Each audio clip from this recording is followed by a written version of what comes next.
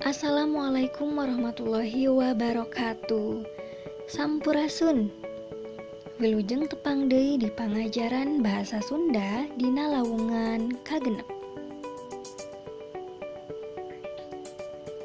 Dinten ayeuna urang diajar ngeunaan rarangken tukang. Naon cik ari rarangken tukang teh? Rarangken tukang nyaeta salah sahiji rarangken pikeun ngawangun kecap-kecap rundayan dina basa Sunda. Umumna rarangken tukang teh anu ngantet tukangeun wangun dasarna.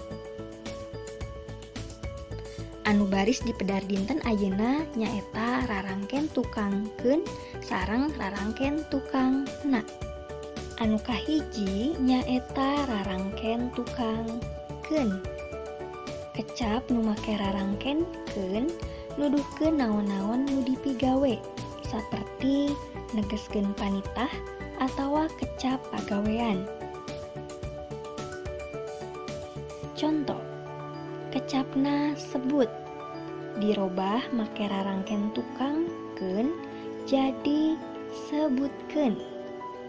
Tuluy emutnya aya nu tungtung kecapna ka jadi kudu ditulis double K. Contoh, kecapna beak dirobah make rarangken tukangkeun jadi beakeun. Nu kadua nyaeta rarangken tukangna. Kecap nu make rarangkenna kabagi jadi dua rupa. Nyaeta nuduhkeun kana kecap barang. Contoh, imahna, sapatuna, jeung rea-rea deui. Nu kadua, nuduhkeun kana kecap kaayaan. Contoh, diukna, seurina. Contoh, nu kahiji nyaeta nuduhkeun kecap barang. Kecapna buku dirobah make rarangken tukangna jadi bukuna. Teras nu kadua nyaeta nuduhkeun kecap kaayaan. Kecapna diuk dirobah make rarangken tukangna jadi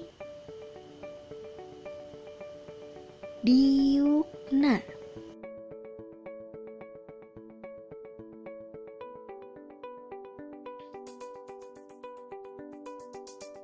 Tah ayeuna hayu urang perhatoskeun contoh metakeun dina kalimahna.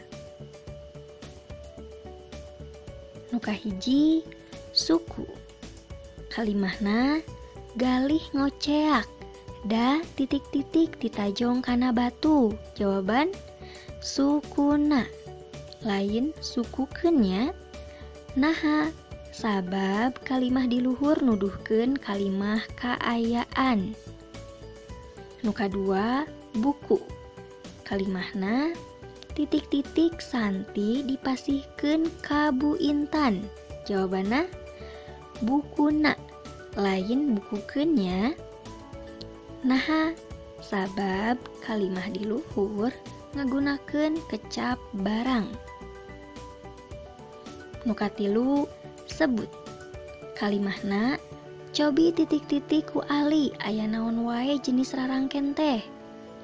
Jawabanna sebutkeun, lain sebutna. Naha sabab kalimah di luhur ngagunakeun kalimah pagawean. Kumaha barudak? Gampang kan? Yuk latihan.